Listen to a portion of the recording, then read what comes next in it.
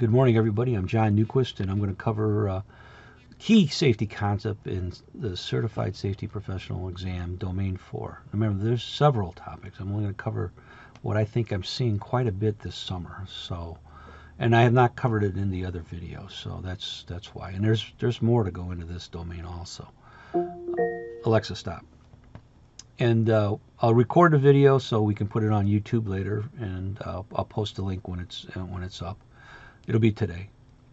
And like I said, I'm always playing with artificial intelligence, and I had them try to make something about key safety items that a professional should know, and this is what it came up with. And you can see one of the things, even though this is a $10 billion chat GPT, spelling like traffic, it's not a word. They're not quite there. You would think you got all this money that it would be spelling right. But let's get into it. Again, I rewrite all the questions. I never use the exact same questions. Remember the answers, if they talk about like a distance of a ladder to a trench, it's 25 feet. The answer is going to be the same, but the question will be different. Foreign object, debris, or damage. Oh, that's nice because they tell you that it's either one of them. It refers to anything that's not part of the actual runway. It means debris. So this person's showing some of the stuff that they find. I am a big fan of doing these walks at factories and parking lots because I pick up stuff all the time. And this is stuff that causes blowout. It's a significant safety concern leading to repairs or even accidents. So let's talk about the worst one. Air France up at the Charles de Gaulle Airport in Paris. The tire hit a piece of foreign debris. It caught the fuel tank to rupture, killed all 109 people. So people, when we talk about this stuff, they're thinking, why do we need to do this as a safety professional? Well, you're at safety at O'Hare or Atlanta Hartsfield or Heathrow Airport in London. This is an issue for you. You got to make sure these airports are going to be free of this material, and you're going to have programs and procedures to minimize this. So anything from screws to nuts to bolts, you want to make sure. You can see sometimes birds can go. We had the famous Miracle on the Hudson with Captain Sullivan that got hit by a bunch of geese. That's probably outside the airport, so that's not going to be what they're going to look at. But you have to remember, if the aircraft's warming up and a bird goes into it, it could ruin that $1 million engine. Again, ice and snow, they got ability to take off in freezing weather, but you cannot have it completely iced over, otherwise that's going to be an issue. And then anything with construction, with foreign materials such as rocks, gravel, is going to be an issue for debris. So you have to have a method that's going to prevent this from getting into the runways. And again, they identify the areas, they control who gets into these airports.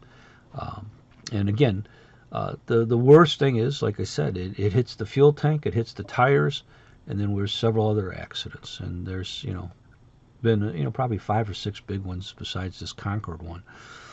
And again, having a program and a standard at these airports is a method to prevent these serious injuries from happening in the first place.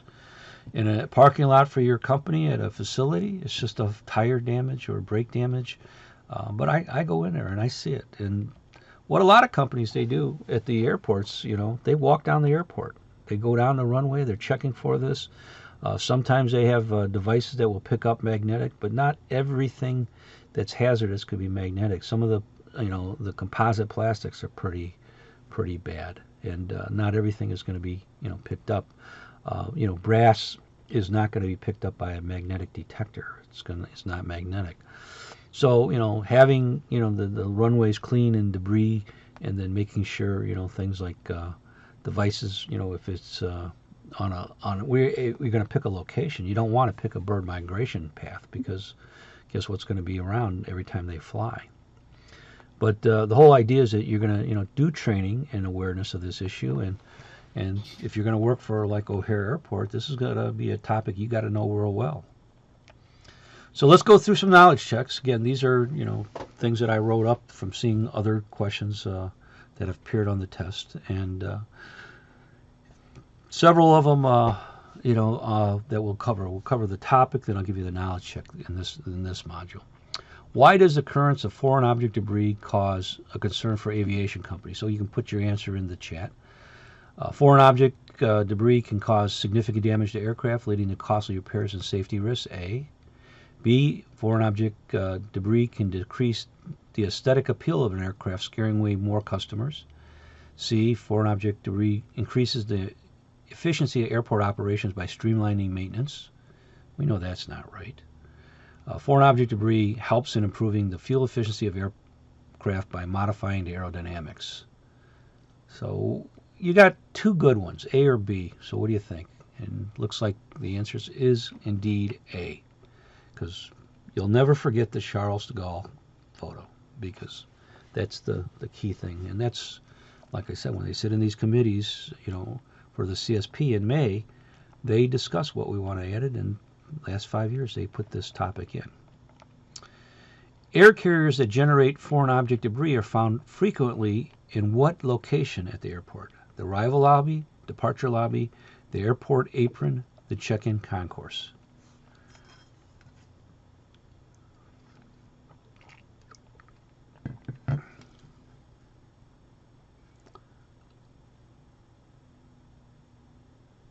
Very good. The airport apron.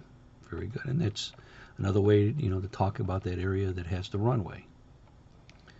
The principles of FOD management are A, plan, do, check, and act. B, prevention, detection, removal, evaluation.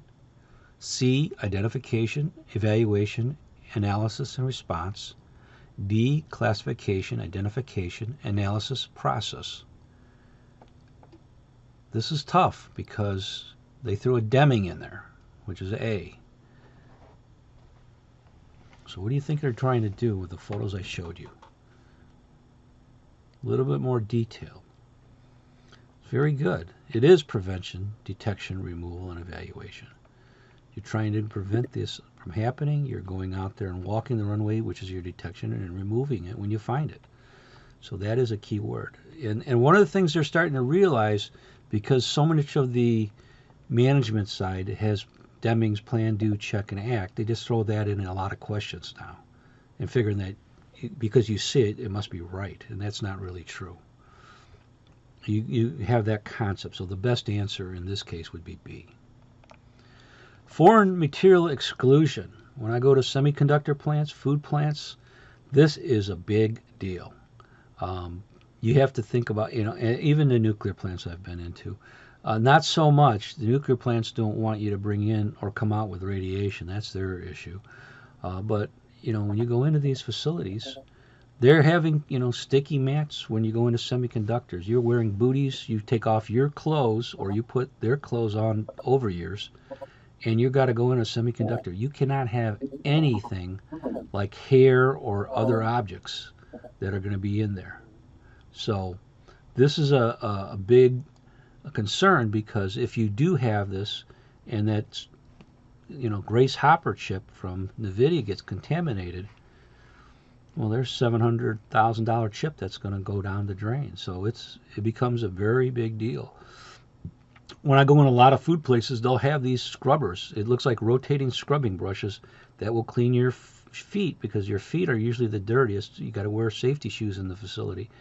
It's going to scrub with a light water, and it's going to make sure you're going to wear a hair net, beard net, and everything, because they don't want the food contaminated. I was in a place a long time ago where somebody broke a piece of glass, and they threw the whole big mixer of bread out, and then disinfected the whole area for possible glass shards. Wow, that was a big deal. So that's foreign material exclusion. You don't want material coming in. Kind of like foreign object debris, but it's a different thing. Rare question to get on the test, maybe 1 out of 5, but we're starting to see it come up quite a bit where it used to never come up at all. So the knowledge check. What is the primary goal of a foreign material exclusion program? To prevent unauthorized people from entering sensitive areas, A. B, to reduce the risk of equipment damage or system failure by keeping foreign objects out of the critical zones. C, to ensure proper maintenance of machinery and equipment through regular inspections. D, to provide training for workers on the proper use of PPE. Oh yeah, everybody's getting this one. Very good. One of the things in the tests, if you're not sure between A and B, choose the longest answer. It's not always right, but it's a high percentage. I would say 50% of the time it's going to be right. And when you don't know and they're both good, that's what I would tell people to do. Choose the longer answer. And it is indeed B.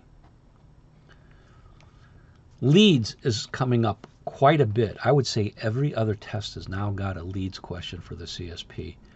Worse, a year ago, it was like 1 out of every 10 tests. So what it is leadership in energy and environmental design. So you can imagine you could get a question, what is it? And they might ask you, you got to guess what that acronym is. That could be a test question. But it's green building certification. You know, the idea is that the building's going to have a minimal impact on the environment because it's got solar roofs, grass roofs, high efficiency equipment, water, use is either captured or, they recycle parts that can be recycled, not like wastewater from a toilet, but, used drinking water. And again, they're going to use renewable energy sources, wind power, solar, hydro, or geothermal, other, areas that are renewable versus the fossil fuels. And then you're going to use in the building construction recycled materials and quality control in the building, and you're going to have, healthy building. It's a certification that's kind of gotten popular. Our building is a green building, but it's really this LEED certification. So now that you understand it's dealing with green buildings, it doesn't mention the word green buildings, but what is the primary goal of the LEEDs certification program? This is our knowledge check. A, to promote the use of renewable energy sources in building. B, to reduce the environmental impact of the building through sustainable design and construction practices. C, to increase the energy efficiency of buildings through the use of advanced technologies. D, to improve the aesthetic appeal of buildings through innovative design. Ooh, that's a tough question. This is about as tough as it gets. And you're right. Everybody got it right. Very good. Reduced environmental impact of buildings through sustainable design and construction practices. Answer is B. There, A is also, and C is also a secondary goal, but it's really the B part. Redundancy is coming up quite a bit also. I would say at least every other test I'm getting questions that they're asking about the types of redundancy. And again, it's a backup system. The most common one that you're probably familiar with is a computer. If you have a desktop or a laptop and the motherboard breaks, how are you going to have your data stored? Or if you lost completely all your research and all your data? Well, hopefully not.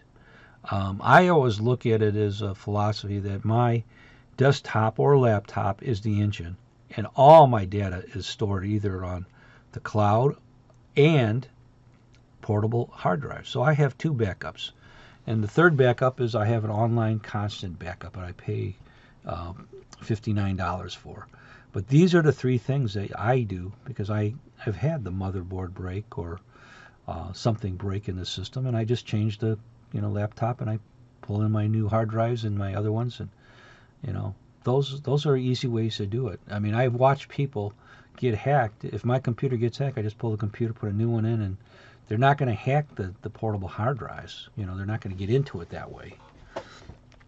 So energy isolations, when I was with my Rodina in Kiev, they were out every 4 hours, for rocket attacks. So businesses had redundant systems such as a diesel generator over the building so they could process the credit cards and have some lights while they're trying to run their retail store during the day when power was shut off for 4 hours. And that's a common one. A lot of businesses are starting to go this way. We saw the Hurricane Helene devastate 600 miles of the straight line, and then thousands of businesses and cities were affected by this, and they have no power. And if you didn't have some kind of system My friends in North Carolina, they said they had to drive 30 minutes to get gasoline because nothing was working.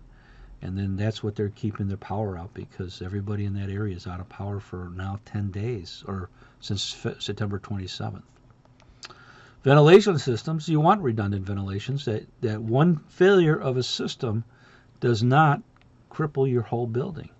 If you have a big facility and your 3-story, 4-story building or bigger, and that system goes down because of an issue with the system, then if you don't have a backup system or a spare redundant system, you're going to have to, send people home because you can't go through it. So I'm a fan of it.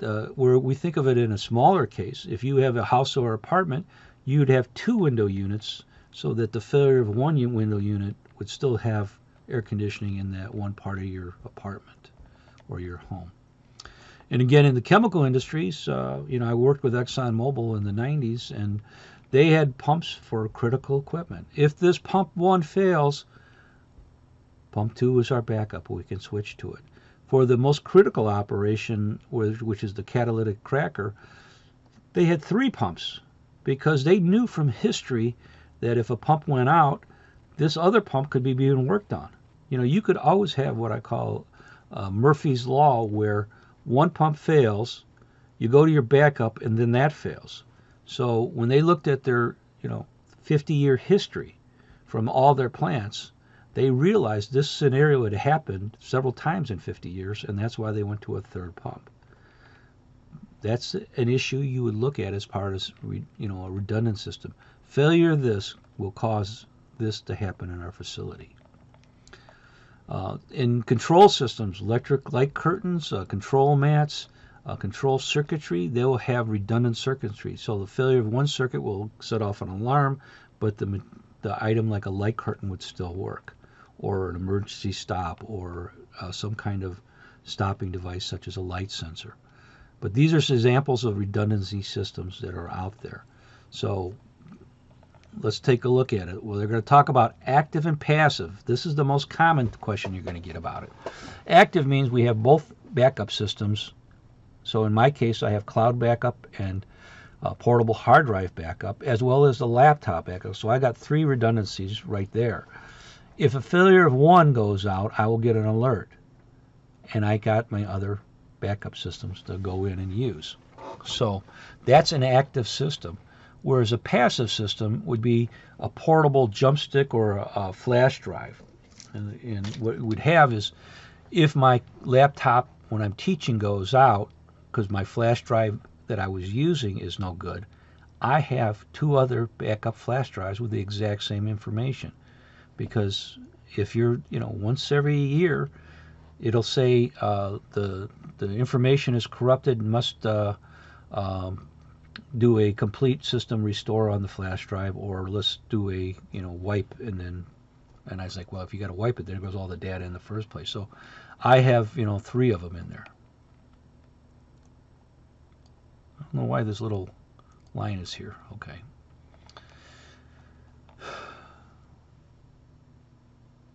I don't know where that came from. It wasn't on the PowerPoint. So one of the things that we look at a system for redundancy, it's going to be reliable, it increases safety, it reduces your downtime.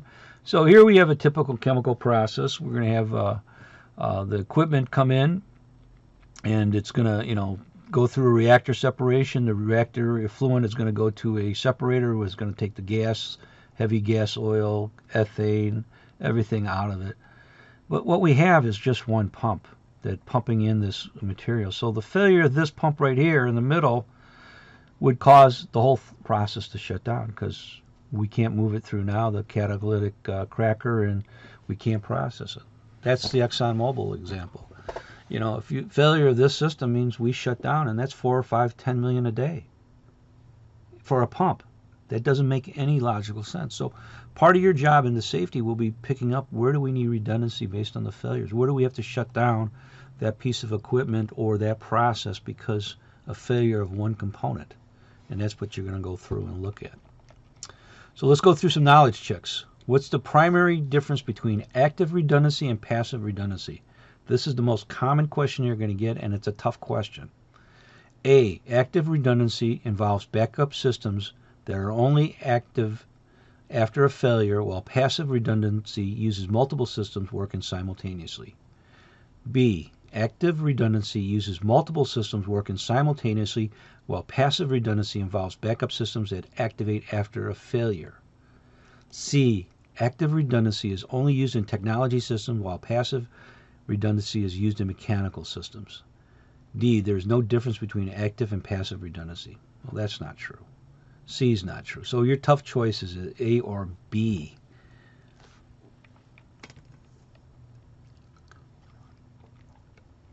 Wow, very good. Active redundancy uses multiple systems working simultaneously, while passive redundancy involves backup systems that activate after failure. Very good. That's answer is B. Which of the following is a limitation of using active redundancies in safety systems? A. It requires backup systems that may not activate in time. B. It can lead to excessive downtimes during maintenance. C. It can be more expensive and complex to design and maintain. D. It reduces the overall system reliability. Another tough question that's common. We know it's not D.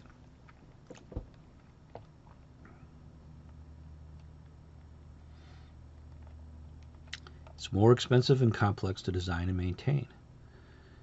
There's answer B. It could be excessive, but the best answer is that you're going to initially spend some money. And you have to make sure if you're putting an extra pump in a system or extra backup, it's going to require some design.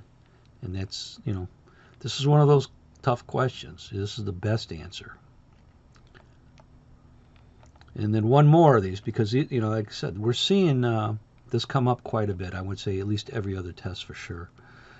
In a fire suppression system, which would be an example of passive redundancy? A. Multiple sprinklers operating simultaneously. B. A backup fire extinguishing system activated only if the sprinklers fail. C. A smoke alarm system with multiple detectors. D. A continuously monitored temperature control system.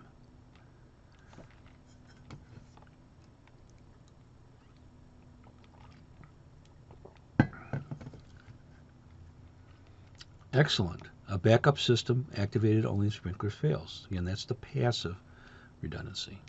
Excellent. That takes a lot of the fear of that question. Now when you get it, you should probably have a high percentage chance of getting it right. ISO on the CSP is going to be anywhere from probably 2 to 5 questions. And you've got to know the big 3. But ISO means International Organization for Standardization. Independent, non-governmental organization. I was on an ISO committee for fall protection. You're volunteers. They don't pay you. They pay the people that manage the systems and the programs, but the people who volunteer to help out on the data and putting together a guideline for these are, going to be the whole thing. I like about it. It's worldwide. So the idea is that if we make guidelines that everybody has for quality, safety, environmental, then everybody's got some level of quality, which is important for products. We don't have to worry about they don't have a quality program in place or an environmental program if that's important for your clients to have. And by having a safer facility, it's going to mean that they probably have money to spend on other things instead of paying the insurance company. And again, making their processes better. I find out, just like I do with safety, if you can get a good safety program together, your losses are lower than the average, your injuries are lower than the average, you're going to have extra money to spend on other things to make your company better. And that's why at the Microsoft job, if you had an EMR, which is experience modification rate over 1, you weren't there. Every single person, over 1,000 people working at over dozens of companies, these are all the best of the best. And that's a difference, and that's why we have 1 million hours without an injury. Why? Because we're choosing contractors that have good programs, proven good programs. All the things are in place, plus a good record. If you have all the programs, your record should be good, better than the average. And that's what's helping. You don't have arguments about doing anything for safety. They know it. They've already lived it. So the first one, and the big one, is the quality standard. ISO 9000 one was big in the 1980s. I mean, they started looking at it. When I buy the parts, does it fit? Well, they may go in there. When I put a bumper in there, well, the bumper's loose because my tolerance was too much and it was loose, but it fit the product. Well, no, I want it within 0.02 of an inch or 0.01 millimeters, tolerance and stuff. And that's what people started saying. I can have a quality program. I have to check and make sure we're making product that is high quality. So again, a lot of these core principles, they're going to repeat in all the ISOs. You're going to have working with customer focus. That means you understand what the customer wants for quality, what kind of tolerance for the products, what kind of, if it's food products, what percentage salmonella, what percentage debris in the food. Again, leadership, who's responsible for the quality program? It's a clear chain of command all the way up to the president. Everybody's empowered in the program with ISO that to make a change. If they see something wrong or something going wrong, they have a right and they expect the people to stop the process if they see something wrong. Again, managing activities and resources is part of the program, so you don't create excessive scrap. And then evidence-based decision making. We're using data to drive decision. So, I made a hierarchy of fall protection. We had an aerial lift with a spotter and a tie-off and a laser light that I put on LinkedIn because it works. No deaths, and when it versus the step ladder, which is hundreds and thousands of deaths. So, that's part of the issue in safety. But quality, Deming started it. I mean, he went back in, Toyota back in Japan. And this is a chart I found doing the research. He's talking about working with the suppliers, getting the research, and then trying to make sure that we had, equipment checked and our plan, check, act, and do area, and getting the constant feedback. But, the idea is that you're going to get a high-quality product. And we see that with cars. I mean, I had a long talk with an automobile company, and I told them, I says, you're number one in recalls every year. Every year. And you wonder why people are not buying your product. It does. People get tired of fixing their car, going into the dealer and trying to get it fixed, whereas some people have tremendous quality. So the idea is that, if you have this quality, people like it. People buy the product. They'll pay more for a company product because they know it's always going to be good, it's going to fit, or it works. And then, of course, it's more efficient and, of course, less injuries, better made car or, better made piece of equipment. Again, Deming, these same principles, the 14 principles of Deming, you got to know. I mean, you don't have to remember every single one of them. They all kind of, once you start going through there, same thing. His thing was continuous improvement, work with customers. Remember, the customer is the client. You want to work with them. Try to understand how to make the process efficient. You'll see that now, in Lean 5S. Employees are going to be involved in it. So they're checking the material. They're knowing the areas to check for the losses, and they're having the ability to pick up things and stop it before it gets worse. And then again, everything is based on data. So they would go through a sample lot. Like when I did quality control at a company, we would sample two pieces out of 100. And we would check it to make sure that the tolerances where products were drilled were exactly in the go and no-go range, as we called it. That's, important issue. And another one that used to be OSAS 18001 is now ISO 45001. So I just call it ISO 45000. Same things. The core elements of safety programs, you're going to see this over and over. Hazard identification and risk assessment, leadership by example, worker participation, making sure that everything complies with regulatory compliance with OSHA and if it's in the United States, continual improvement and investigating incidents to prevent further recurrence. And there's more. You can go into contractor programs and training, but these are a system, and it's been a common certification that our company is a safe company. Again, benefits are going to be that less injuries, and then there's going to be, more safety, and therefore if there's less accidents, more people are going to be happy to work there, and You meet the requirements of being top company, and the reputation is going to help you. And that's we see this with all the different companies where the product is safe, and people buy it, as well as the workplace is safe. This one has come up on the test, not very common, 1 out of every 10 questions, ISO 45003. Just all you have to remember is it's dealing with psychological safety or mental health in the workplace. I know OSHA's picked up the issue quite a bit in the last year. They are trying to focus on mental health, learning this, getting people to be mental health first aiders is a common one that a lot of people are putting in the facilities, letting people know about the help numbers 741-741-988 and other ones across the world.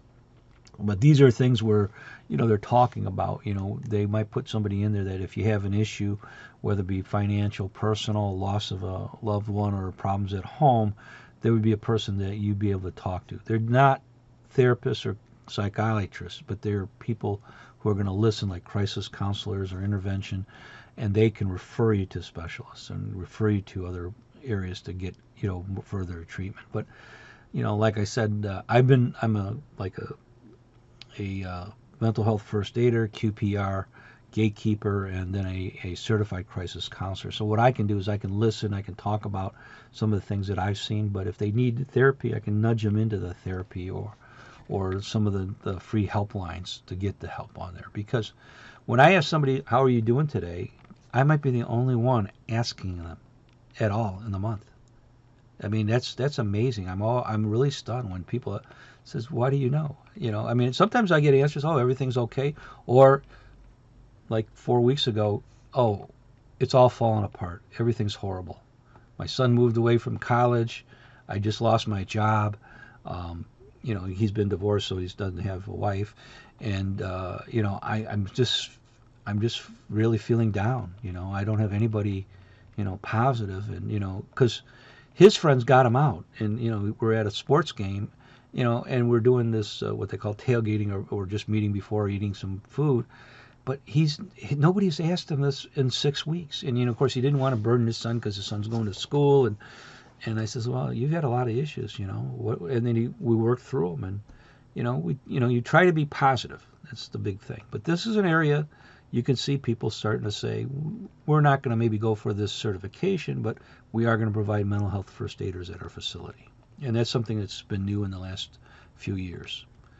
The other one of the big three is the ISO 14001, which is right after quality, that we have a committed policy for trying to make sure that we have a good environmental management program, that we're not a polluter, we're not putting out toxic gases. We meet all the requirements from EPA or whatever country rules that you have, and we're doing minimization of the waste, and we organize material into scrap recycling, disposal, and it's an issue that's been popular for companies. It's a good, when people see this, they think they're a good neighbor. They're not a polluting person. They're not going to cause us problems. The other ones come up very rare. And I say 1 out of 10. ISO 31000 is risk management, 27000 is informational security, and auditing is 19001. You just have to know those exist. It's a rare question, but you might get a question on it. But let's go over a knowledge check, because we're going to get the big three. What is the primary focus of ISO 45003? A, it's improving the physical health of the workplace. B, managing psychosocial risks in the workplace. C, enhancing product safety standards. D, regulating environmental impacts of business.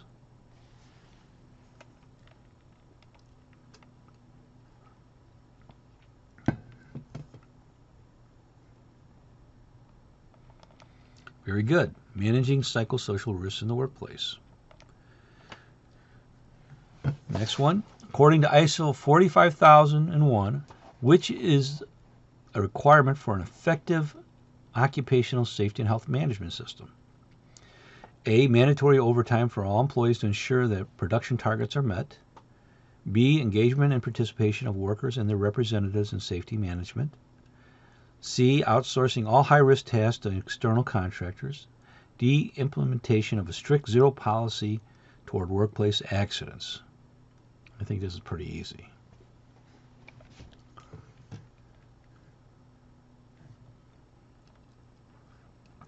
The answer is B. Very good. Engagement and participation of workers and their representatives in safety management or employee involvement. Which of these is a requirement for an organization to receive ISO 9001 certification? A, the organization must be 10 years old.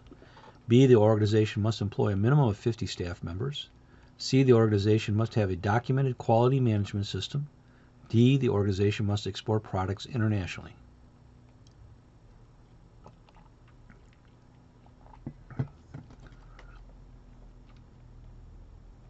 Very good. It is indeed C. Organizations must have a documented quality management system.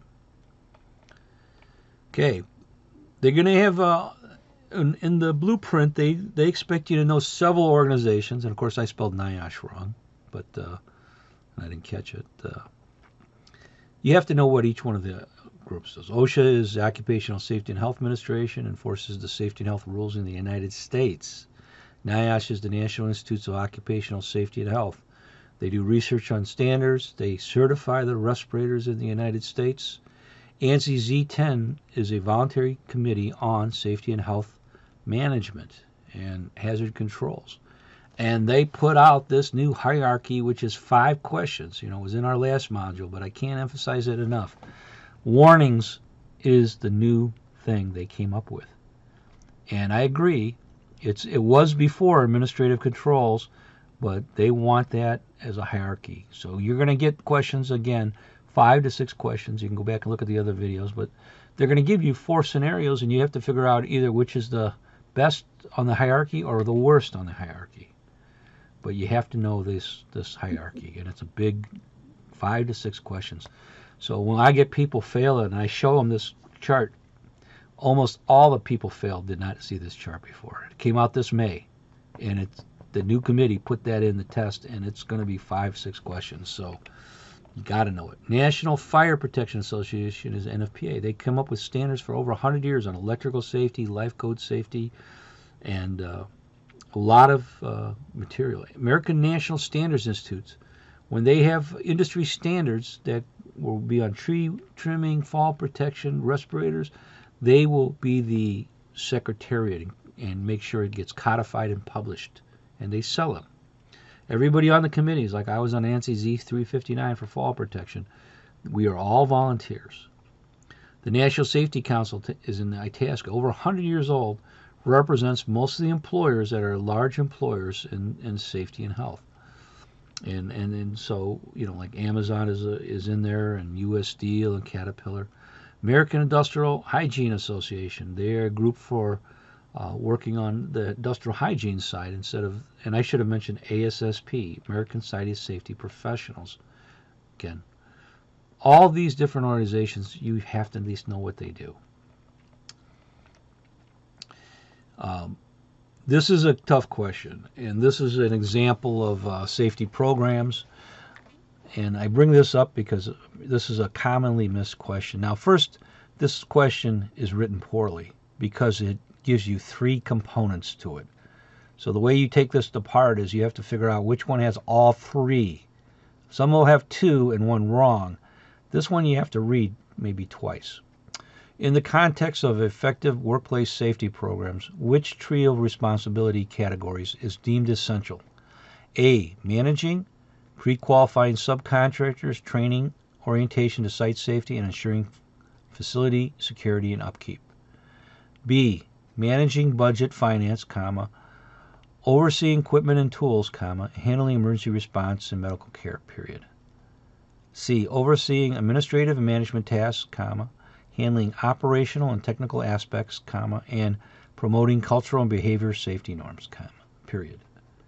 D, enforcing discipline, accountability, facilitating training and development, and conducting safety and management audits, period. This is hard. This is very hard. Now, of course, if you're in the Facebook study group, this was up this week because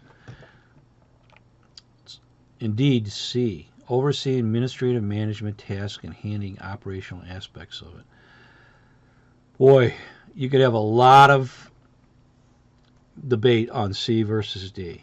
This is again from one of the tests, and I'm not so sure I would be in there. Where does it come from? It comes from the National Safety Council's Supervisor Safety Manual.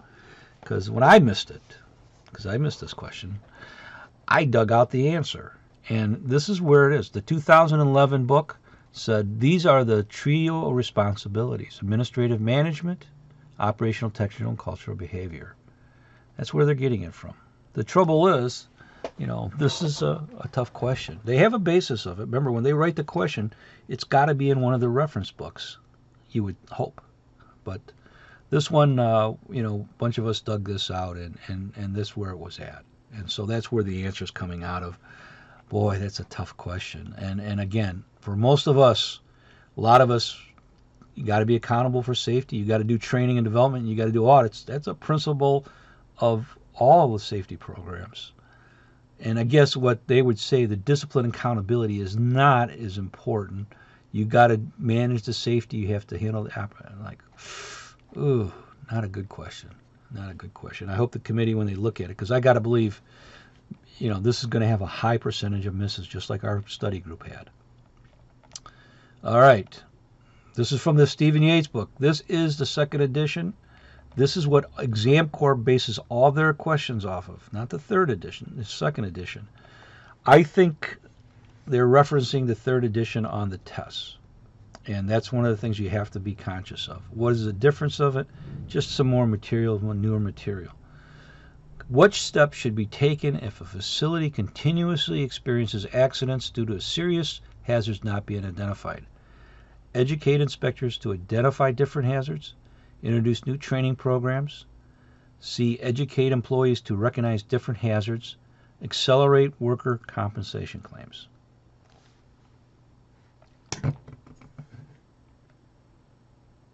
Wow. Everybody in the study group, I can tell, got it right away. Educate inspectors to identify different hazards. A lot of people would have chosen C. They're both right. You have to do both. But if I go to a new client and I've got 20 things between programmatic and training and physical hazards, I have to educate the safety person at that facility. We'll get to the employees, but the safety person has to be able to catch these hazards and recognize some of the programs are not up to date first. Trying to get a company of 300 or 400 people is going to take time to get them all trained, and they're not going to be as good as that safety person on recognizing hazards. They will recognize hazards in their area, but you have to remember it's going to be a year to get them up to speed, where safety people, you can work with them, go out with them, and get them fairly up to speed to be able to identify these different hazards. What I try to tell people is, like, when I go out and I come out every month and I find different things, that's part of the education. Eventually it goes from 20 to 5 to 3, and eventually we get 0. When I'm at 0 with a safety professional, they don't usually need me anymore. I says, you're at the point where you can pick up everything that you need to. You got all your programs done, the facility's in perfect shape, you've done great. And I might come back to do training or anything else, but the education process has stopped. Now it's just continuous improvement, and we can talk about different things. But this is an issue that comes from the Yates book. Management of change has come up about every other question now. And originally, it's a process to make sure that we have everything in place that could impact safety.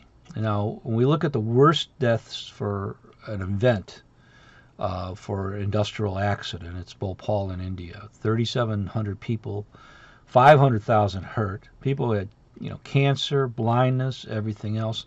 Methyl isocyanate got out, which is a pesticide. If it kills the bugs, it kills us. When you put a cloud out of it, the people, were caught in the cloud and they died. And a lot of them got sick and blind. So why is it important? Well, if we're going to make a change into any process, manufacturing, construction, or chemical, we got to look at what is the effect of that change. Someone has to go in there and say, are we adding more pressure to the system? Are we adding more weight to the process or the building? Are we going to go through it? What are these things? This can get quite a bit complicated. Now, I've been doing this thing for 40 years.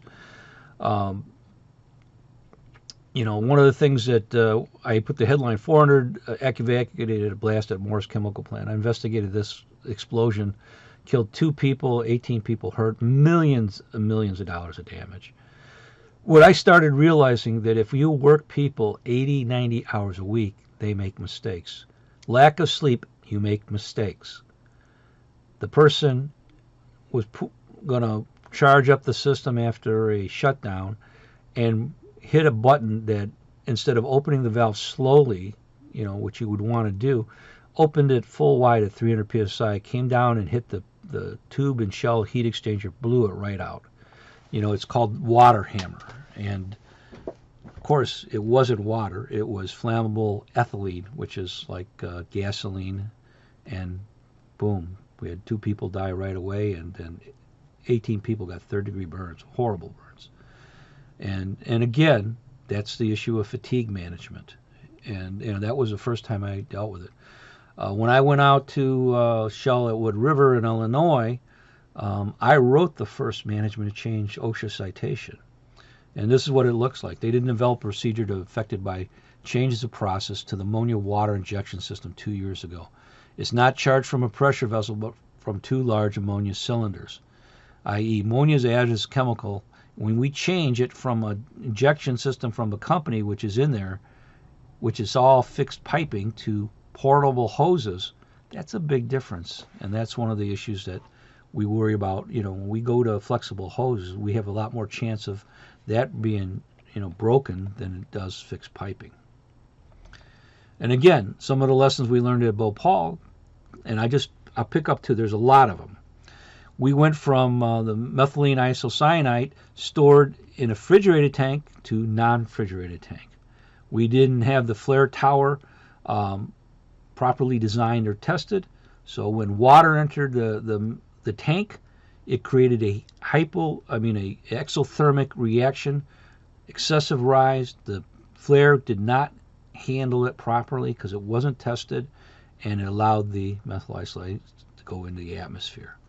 So what a horrible system, and again, that's a change. When we go in there and you think, well, why would we have to do this? Well, because what's the consequence of putting in non-refrigeration? Now it's going to heat faster. If it was cooler, it would give you some more time. But the flare system, it's a combination of both.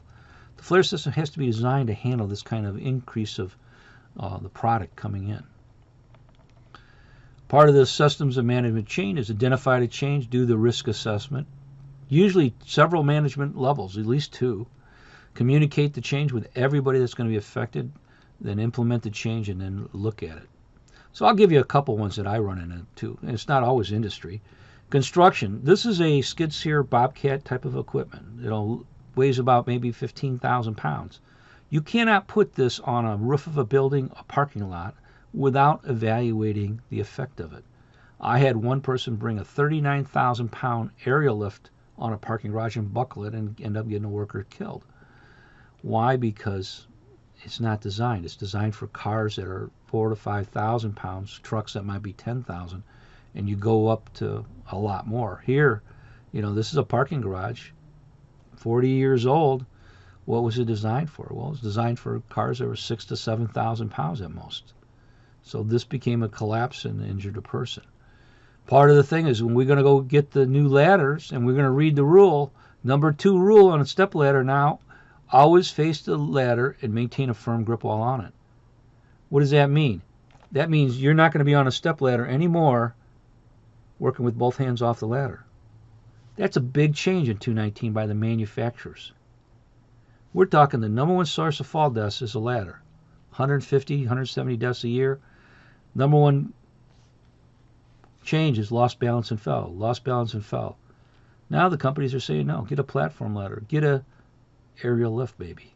You're not going to lose your balance and fall off the aerial lift, because you got guardrails. But this is what I talk about management and change. You're bringing a product in, and you got to look at it.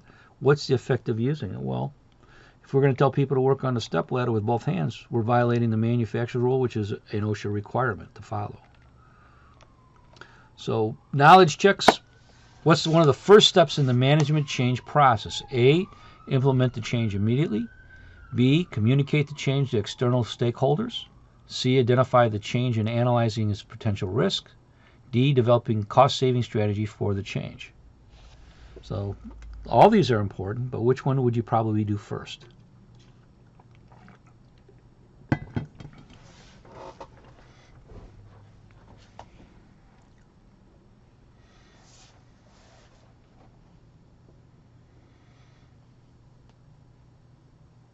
Just think of it like an incident investigation in a way. The answer is C. We got to identify the change. We're going to bring in this big piece of equipment, put it on top of the parking lot. We got to look at the risk first. We'll communicate it after we've done this, and we don't implement it right away because that means we just didn't do anything. And then cost savings or change, that's later down. But that's a common one.